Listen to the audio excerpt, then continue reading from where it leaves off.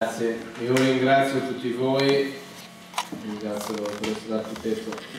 Meneghello per l'invito, che è un consigliere comunale, è l'unico consigliere comunale del nostro gruppo politico del Movimento 5 Stelle, quindi non è facile essere da soli in un consiglio comunale, però lo diceva adesso il sindaco di Carceri, che ringrazio davvero per la testimonianza e per le azioni che ha compiuto. Non si tratta a volte di essere pochi, ma si tratta di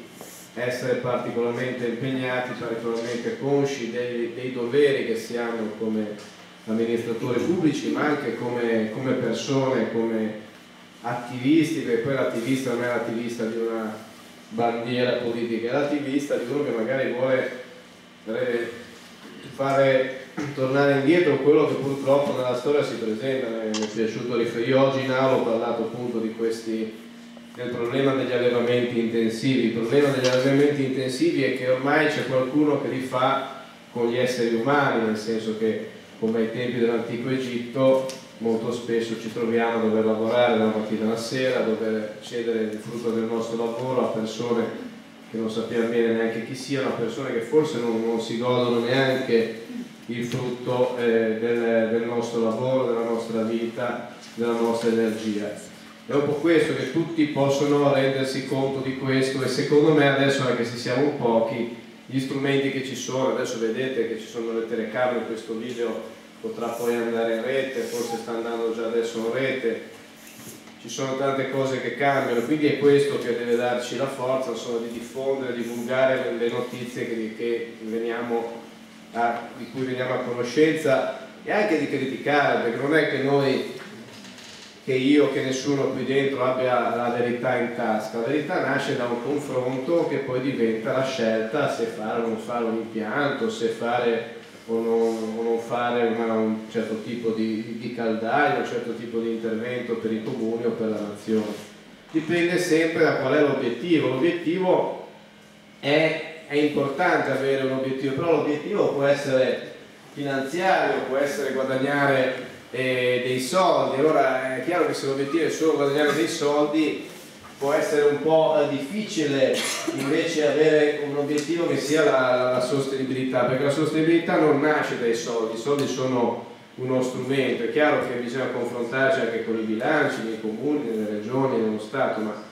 l'obiettivo è la cosa più importante. Quando l'obiettivo è il soldo, magari l'obiettivo è di chi in qualche modo mi sta orientando una scelta, può essere che chi vuole guadagnare soldi voglia guadagnare sulla mia pelle, proprio trattandomi come un qualsiasi animale in un allevamento intensivo.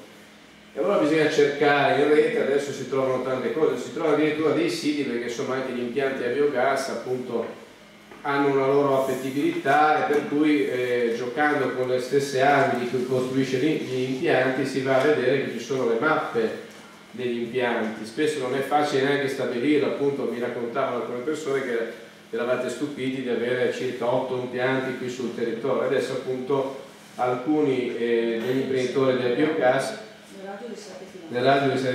alcuni imprenditori del biogas, che non sta a me dire se è una tecnologia buona o cattiva, e sinceramente non è questo un problema, si mettono in rete per farsi pubblicità, insomma, per avere i pezzi di ricambio e quant'altro. Quindi si trovano a volte con questi siti come le Power Map, si trovano anche gli impianti a biogas delle diverse zone.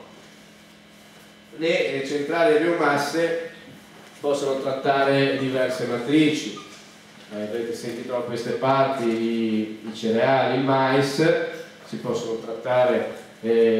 biomasse legnose. Poi ci sono aspetti più particolari, quindi si va dai rifiuti solidi urbani ai rifiuti speciali, a qualcosa che è completamente illecito, come i reflui di concia delle pelli, che sono ricchi di cromo. In provincia di Mantova abbiamo ben 3 casi che stanno trattando reflui di concia delle pelli, nonostante 2 interrogazioni mie, nonostante esposte alla magistratura, nonostante proprio il fatto che quelle cose lì non ci possa entrare nella centrale. Però in provincia di Mantova sapete che abbiamo persino il sindaco indagato per andrangheta, quindi siamo in una realtà davvero complessa. E poi oggi ho avuto la risposta all'interrogazione, in cui purtroppo qualcuno ha pensato bene di metterci anche l'amianto dentro a questo tipo di centrale. Quindi siamo di fronte a qualcosa di eccezionale. Quando mi prendono un po' giù giro, ma ti occupi sempre di questo, ma non sono io che mi occupo di centrali a biogas e biomassa, purtroppo sono dappertutto, ce ne sono in un numero esagerato di sicuro, vengono utilizzate per far scomparire qualsiasi tipo di rifiuto, qualsiasi tipo di cosa, per lucrare soldi, per riciclare denaro.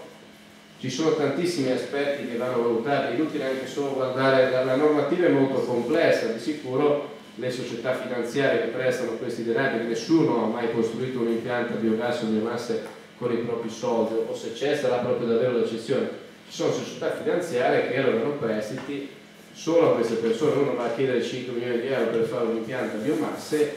li trova, non dico cash, ma quasi. Ed è questo il problema, se uno va a chiedere 5.000 euro perché magari deve fare un cambio di un macchinario nella sua azienda, in un'azienda che non è di questo settore, avrà il credito con grande difficoltà. È un settore assolutamente vicino alla criminalità organizzata, ci sono inchieste già mature in Umbria, per esempio, dove si vede che gli appetiti della criminalità organizzata erano assolutamente vicini agli impianti a biogas e biomasse, proprio a fini di riciclaggio di denaro, a fini di trattamento di scorie tossiche. Una volta che una cosa viene digerita non si sa poi cosa ci sia. Quando sono arrivati a Roma arrivano tanti tecnici a portare le varie tecnologie, a dire beh, insomma i rifiuti, recuperiamo energia, facciamo energia, c'è bisogno di energia, si è già detto che non c'è alcun bisogno di ulteriore energia in Italia, c'è bisogno sì di sostituire alcune fonti energetiche e sostituirle con qualcosa di migliore. Allora questi tecnici, mettiamo i rifiuti a digerire, magicamente dopo 3 mesi magari c'è un biogas o addirittura c'è un biometano. Beh, insomma, ma se è proprio così? Non è proprio così, perché per i rifiuti, anche se ben differenziato come umido, bisogna aggiungere una serie di additivi che poi risultano essere tutti quanti decisamente tossici e alcuni addirittura cancerogeni. Spesso quando si chiede ma tu nel tuo impianto che additivi usi? Silenzio. Io sono anche nella commissione ecomafia, e questo non è, la commissione ecomafia si occupa proprio di illeciti nel ciclo dei rifiuti, e gli illeciti in questo settore sono tantissimi. Stiamo facendo, qualcuno di voi forse lo sa, un focus proprio sulla regione Veneto. Su questo non vi potrò dire più di tanto perché ci sono alcuni atti legati a processi in corso, però sono illeciti nel ciclo dei rifiuti in Veneto, ce ne sono parecchi, alcuni anche legati al mondo variegato degli impianti a biogas e biomasse. Poi ci sono le mescolanze, avete visto che di solito gli impianti dopo un anno che esistono chiedono cambi di matrice, avere solo mais costa troppo, allora ci metto del letame, se ce lo mettevo già ci metto più letame, però se c'è più letame il potere calorifico si abbassa, però io sono pagato per 1 megawatt di energia, allora chi lo sa magari non si capisce come si fa, perché analizzando le matrici il potere calorifico non si arriva a 1 megawatt, però l'impianto produce sempre 1 megawatt. L'impianto era autorizzato a produrre energia il 1° gennaio del 2012, ma si scopre che a fine 2013 non stava ancora producendo a pieno regime perché non era in regola, però gli incentivi l'ha presi dal 1° gennaio 2012.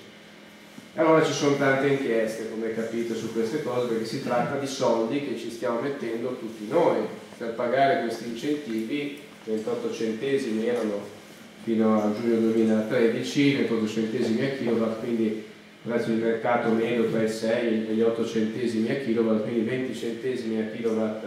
energetico elettrico prodotti che abbiamo messo noi per una tecnologia